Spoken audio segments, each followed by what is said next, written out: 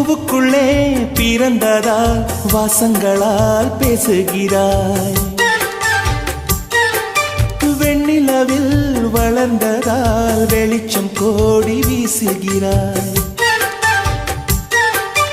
மங்கையின் கன்னத்தில் மஞ்சளின் வண்ணங்கள் வந்ததும் எப்படியோ, மாலையின் வெயிலும் காலையின் வெயிலும் சேர்ந்ததால் இப்படியோ.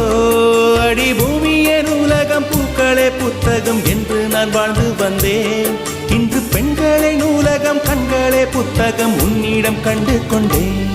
அடி பிரிய சகி சொல்லிவிடவா, அந்த நிலவை எடுத்து கவரி வீசவா, எந்த இதயம் கொடுத்து இதயம் வாங்கவா.